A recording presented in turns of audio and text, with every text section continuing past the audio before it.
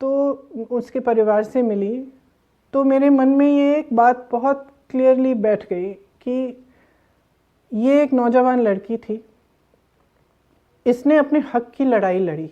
जब उसके साथ अत्याचार हुआ, उसने कहा मैं लड़ूंगी। उसका केस उन्नाव में दर्ज नहीं हुआ, रायबरेली गई पास वाले ज़िले में, वहाँ पे केस दर्ज कराया। जब उसको केस लड़ने के लिए या कचहरी में जाना पड़ता था, खुद सुबह 6 बजे उठकर उन्नाव से रायबरेली ट्रेन लेके जाना पड़ता था। ये एक बात मेरे मन में बैठी जब मैं उसके घर से निकली। उसके पिताजी ने मुझे कहा कि उसने अपने पिताजी को कहा, पिताजी मैं ये मेरी लड़ाई है, मैं खुद लड़ूंगी। और वो लड़ाई लड़ी, और लड़ने के बावजूद उसके साथ ये हुआ। जब मैं उसके घर गई तो उसके संघर्ष को जारी कौन रख रही थी? उसकी भाभी, एक महिला। मैं दूसरी महिलाओं के घर गई जहाँ पे अत्याचार हुआ था, वहाँ भी महिलाएं लड़ रही हैं। उस लड़की की माता लड़ रही है, या उसकी बहन लड़ रही है, या उसकी भाभी लड़ रही है। सबसे वोकल कौन थी? महिला। तो मेरे मन में ये भावना है कि ये जो महिलाएं हैं जिनके साथ इतना अत्याचार हो रहा है, इतना सह रही है, लेकिन ये कुछ कह रही हैं हमें। ये कह रही हैं कि हम अब सहना नहीं चाहते, हम अपने हकों के लिए लड़ेंगे। तो वो जो भावना है, उसी से इंस्पायर्ड एक्चुअली ये हमारा स्लोगन है। और जब हम महिला की अपनी पर्सनल एम्पावरमेंट की बात करते हैं, तो ये है कि अब अंदर से हमें समझना है कि कुछ भी हो जाए, हमारे अंदर वो शक्ति है कि हम अपने लिए खड़े हो सकते हैं। और अगर हम सब महिलाएं ये समझ लें, एकजुट हो जाएं, तो एक इतना बड़ा फोर्स बनेगा कि हम समाज को, राजनीति को, अपने भविष्य को खुद बदल पाएंगे। तो I think, sorry I answered in Hindi, I forgot कि आपने इंग्लिश में क्वेश्चन पूछा था। एक और इंग्लिश का क्वेश्चन दिख रहा है यहाँ। As of now, majority of the current leaders are male, even in Congress party. Wouldn't the 40% reservation of seats be too progressive an approach considering this status quo? Look, if you have to bring about change, you have to take a very strong step. I actually was in favor of 50%. And after discussion, I thought, okay, let's start with 40 and we'll go up to 50. We'll see how this goes. I don't think it's too progressive a step. I think it is the step whose time has come. It is time now for women to stand up, to understand we are 50%. Actually, 40% is not enough. 50 is the right percentage. So I feel very strongly about that. Okay, आप UP में बहुत सी पीड़ित लड़कियों के घर जाती हैं, परिवार का दुख बांटती हैं। एक महिला होकर आप इस तरह के अत्याचार के बारे में क्या सोचती हैं? आई थिंक ये क्वेश्चन मैंने अभी आंसर कर ही लिया। मैंने जो चीज़ें देखी हैं इन लड़कियों के परिवारों में जाकर, वो मैं रिपीट भी नहीं कर सकती कि कितनी पेनफुल, कितनी दुखद परिस्थितियों में उनके वो परिवार रहे हैं, और उनके साथ जो अत्याचार है, जिस तरह से किया गया है, जिस तरह से प्रशासन, पुलिस ने उनकी मदद नहीं की। अत्याचार हो रहा है, बलात्कार हुआ है, अपराधियों पर आप एक्शन नहीं ले रहे हैं, उल्टा आप महिला के परिवार पर और महिला पर आरोप लगा रहे हैं। और उस परिवार पर क्या नहीं बीता, उन परिवारों पर क्या नहीं बीता, मैं बता भी नहीं सकती। इस मेरे पर, मुझ पर, मेरी राजनीति पर भी एक बहुत बहुत गहरा प्रभाव पड़ा है इन एक्सपीरियंसेस से, इन अनुभवों से।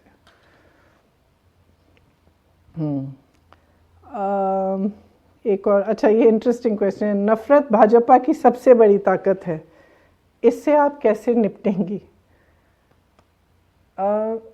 नफरत से निपटने का एक ही तरीका है, और ये कोई नया मेरा तरीका नहीं है, मैं नहीं कह रही हूँ। ये हमारे इतिहास में, हमारी संस्कृति में, वेदों में, पुराणों में, उसके बाद बुद्ध भगवान ने भी कहा, गुरु नानक जी ने भी कहा, नफरत का मुकाबला सिर्फ प्रेम कर सकता है। सिर्फ जो नकारात्मक चीज़ है उसके सामने कोई भी नकारात्मक चीज़ अगर हम डालें तो हम उसी चीज़ में उसी नकारात्मकता में हम फंस जाएंगे। नकारात्मक चीज़ों को का मुकाबला सिर्फ सकारात्मक चीज़ें कर सकती हैं। इसलिए जब हमने ये अपनी कैंपेन्स शुरू की, ये लड़की हूँ लड़ सकती हूँ, और आगे आप देखेंगे कि हमारी 1-2 और कैंपेन्स भी हैं, सिर्फ सकारात्मक कैंपेन्स हैं। हम नहीं चाहते कि हम किसी भी नकारात्मक बात में पड़ें। हमें परवाह ये है कि हम विकास कैसे लाएंगे, हमें परवाह ये है कि हम महिलाओं को सशक्त कैसे करेंगे, हमें परवाह ये है कि हम नौजवानों को रोज़गार कैसे दिलाएंगे, हमें परवाह ये है कि जो तमाम हज़ारों नौजवान हैं जो बार बार परीक्षाएं दे रहे हैं, बार बार किसी एंट्रेंस टेस्ट के लिए या रोज़गार के लिए वो जितने टेस्ट होते हैं वो दे रहे हैं, किसी घोटाले की वजह से फिर से देना पड़ रहा है, टेस्ट देने के बाद आपको कट ऑफ मार्क आपका बदला जा रहा है। इन चीज़ों के साथ हम कैसे डील करेंगे, इनको कैसे हम हटाएंगे, बाधाएं कैसे हटाएंगे, ताकि जितने भी मौके हैं, चाहे रोज़गार के मौके हैं, सशक्त होने के मौके हैं, नौजवानों को मिले, महिलाओं को मिले, और लोग जो विकास होना चाहिए वो असली विकास हो। ये विकास नहीं कि आप चुनाव आ रहा है तो आपने एयरपोर्ट का उद्घाटन कर लिया, पता चला कि एयरपोर्ट तो बना ही नहीं है, चाइना की एयरपोर्ट आप सोशल मीडिया पे दिखा रहे हैं, आपके विज्ञापनों पे सारा दिख रहा है कि विकास आया है विकास आया है, लेकिन ज़मीन पे कुछ नहीं है। ज़मीन पे लोग त्रस्त हैं, परेशान हैं, किसान हो, दलित हो, महिलाएं हो, नौजवान हो, सब त्रस्त हैं। तो जो राजनीति में जो हिंसा लाना चाहते हैं, जो नफ़रत लाना चाहते हैं, उनका एक मकसद होता है। मकसद ये है कि आप उनसे सवाल ना करें, आप उनसे जो एक्चुअल चीज़ें हैं कि भाई तुम मेरे लिए कर क्या रहे हो, ये आप पूछोगे नहीं। तो इनका फ़ायदा कुछ ऐसी पार्टियों का ही होता है। अंत में आप सोचिए, आप नेता हैं, आपको जनता ने अपना प्रतिनिधि बना दिया। अब आपको मालूम है कि 5 साल बाद जब चुनाव आएगा तो मैं धर्म की बात करूँगा, मैं जाति की बात करूँगा, नफ़रत की बातें करूँगा, तो वोट मिल जाएगा मुझे। तो आप काम क्यों करेंगे? काम क्यों करेंगे आप काम तभी करेंगे ना जब आपको मालूम है कि 5 साल बाद आपको उस काम पे जवाब देना पड़ेगा, जवाबदेह बनना पड़ेगा। तो मैं समझती हूँ कि जो ये राजनीति में ख़ास तौर से समाज में जो नकारात्मकता, हिंसा फैल रही है, इसका मुकाबला एक्चुअली सकारात्मक राजनीति, प्रेम, करुणा भाव, सबको एक साथ लेकर उन चीज़ों के बारे में हम बात करें जो एक्चुअली हमारे भविष्य को, हमारे जीवन को सुधारें, हमारे समाज को सुधारें, हमारा जो आपसी प्रेम है उसको बढ़ाएं। बड़ा लंबा लेक्चर दे दिया मैंने। अच्छा, अब आपने महिलाओं को चुनाव के टिकट में 40% आरक्षण दिया है, जो कि अच्छा कदम है, थैंक यू। लेकिन क्या राजनीति महिलाओं के लिए सेफ है? जो महिलाएं पॉलिटिक्स में आना चाहती हैं लेकिन डरती हैं, उनसे आप क्या कहेंगी? देखिए, आप देखेंगे कि जो लिस्ट हमारी आएगी महिलाओं की जो टिकट चाहती हैं, उसमें ऐसी महिलाएं हैं जिन्होंने बहुत संघर्ष किया है। मिसाल के तौर पर मैं बता देती हूँ कि एक महिला जिसने पंचायत का चुनाव लड़ा और भाजपा के कार्यकर्ताओं और नेताओं ने उससे लड़ाई की, उसकी साड़ी फाड़ दी, और हमारी पार्टी में नहीं थी, वो समाजवादी पार्टी में थी। मैं गई, उनसे मिली उस समय। वो चुनाव लड़ेंगी, उनको मौका मिल रहा है। क्यों? देखिए, क्योंकि, और मैं उनसे कह रही हूँ कि आपकी सुरक्षा हमारी जिम्मेदारी है, हमारी पार्टी, पूरी पार्टी आपके साथ है। आप खड़ी होंगी, आप खड़े होइए, आप लड़िए, हम आपके पीछे खड़े हैं, हम आपके लिए लड़ेंगे। तो मेरे ख्याल से ये हमें कदम उठाना पड़ेगा। हमें थोड़ा सा अपना मन बना के, अपना धैर्य बनाकर, अपने आप को आगे लाना पड़ेगा। और जब हम एकजुट होंगे, जब पूरी कांग्रेस पार्टी उस महिला के साथ खड़ी है, तो उसकी सुरक्षा ऑटोमेटिकली उसको मिलेगी, उस पार्टी की मजबूती से, हमारे समर्थन के साथ, और हम उसके लिए समर्पित हों, उसके साथ वो खड़ी हो पाएगी और उससे सुरक्षा मिलेगी। तो मैं ये कहना चाहती हूँ कि अगर आप महिला हैं, आप पॉलिटिक्स में आना चाहती हैं, आप डर रही हैं, घबरा रही हैं, मेरे पास आइए, मेरे से मिलिए, आपकी जो घबराहट है, आपकी जो फियर्स हैं, उसके बारे में हम बात करते हैं, उसको सुलझाते हैं और खड़े हो जाइए हमारे साथ।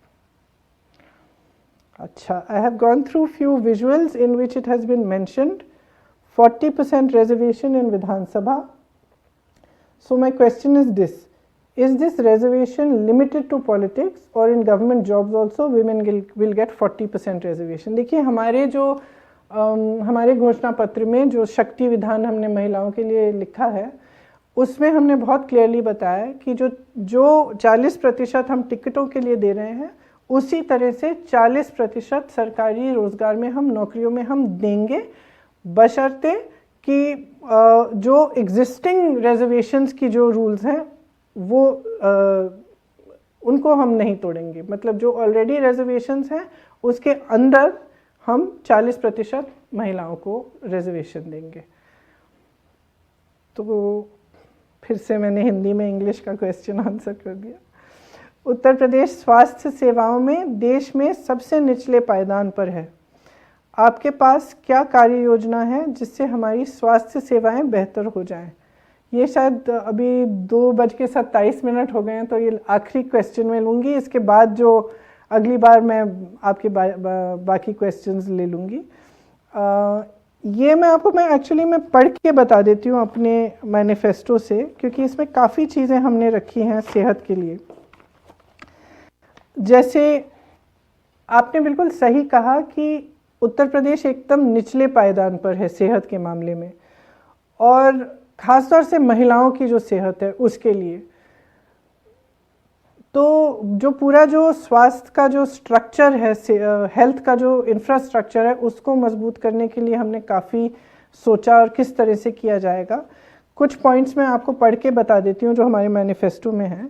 जैसे पूरे राज्य में प्राथमिक स्वास्थ्य केंद्रों और अन्य चिकित्सा सुविधा केंद्रों में डॉक्टरों और चिकित्सा कर्मचारियों में सभी रिक्त पद भरे जाएंगे। तो तमाम पद रिक्त हैं। इसका मतलब है कि आपके पास एक पीएचसी होगा लेकिन उसमें डॉक्टर नहीं है। तो इसको हम ठीक करना चाहते हैं। सबसे पहले वो रिक्त स्थान भरना चाहते हैं। फिर किसी भी बीमारी के लिए प्रत्येक परिवार को 10 लाख तक मुफ्त इलाज सरकार देगी।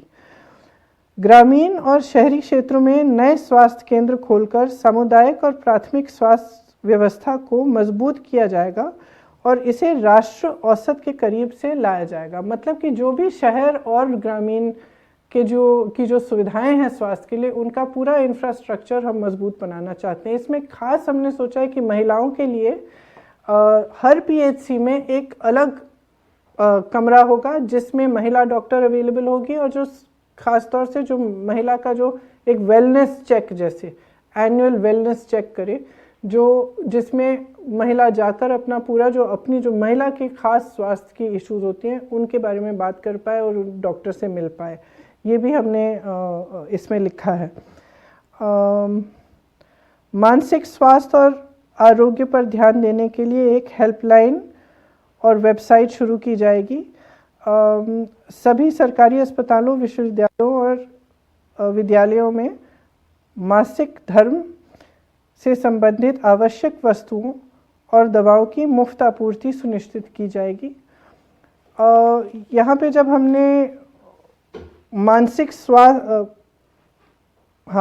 स्वास्थ्य की बात की है, उसमें हमने ये तय किया है कि एक बड़ा सेंटर बनाएंगे हम, खास तौर से जो साइकोलॉजिकल इश्यूज होती हैं उसके लिए, और वहाँ पे हम एक हब और स्पोक का इंस्टीट्यूट बनाना चाहते हैं, जो लखनऊ में एक बड़ा इंस्टीट्यूट हो और 4 बड़े शहरों में उसका एक स्पोक की तरह से हम इंतज़ाम करेंगे, ताकि जो साइकोलॉजिकल इश्यूज होती हैं उनको टैकल करने के लिए वो भी हम करना चाहते हैं। जो महिलाओं की खास जो मासिक स्वास्थ्य की बात है, उसके लिए हम चाहते हैं कि उनके लिए जो भी सुविधाएं उपलब्ध कर सकते हैं हम पूरी तरह से उनको भी उपलब्ध करें।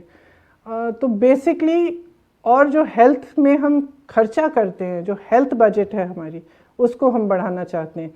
एक और चीज़ है कि अब कोरोना का दौर है। पिछले 2 सालों से हम देख रहे हैं कि कितना स्ट्रेस हमारा हेल्थ सेक्टर ले रहा है, कि नर्सेज, डॉक्टर्स 24 घंटे काम करके भी उनको सरकार की तरफ से जो मिलना चाहिए, जो सपोर्ट मिलनी चाहिए, चाहे वो आर्थिक हो, चाहे वो मानसिक तौर पे हो, चाहे वर्किंग आवर्स में हो, वो नहीं मिल रही है। तो हम चाहते हैं कि इसको भी हम सुधारें। तो मेरे ख्याल से अब हमारा टाइम अप हो गया है, 2:30 बज गए हैं, लेकिन अच्छा लगा आप सबसे बात करने का, और आशा है कि फिर से हम मिलते रहेंगे और इनफॉर्मली बातचीत करते रहेंगे। आप अपने क्वेश्चंस भेजते रहिए, ख़ास तौर से मेरी बहनें। मैं चाहती हूँ कि आपसे संपर्क हमारा जारी रहे और एक दूसरे को हम अच्छी तरह से जानें और पहचानें। धन्यवाद, थैंक यू।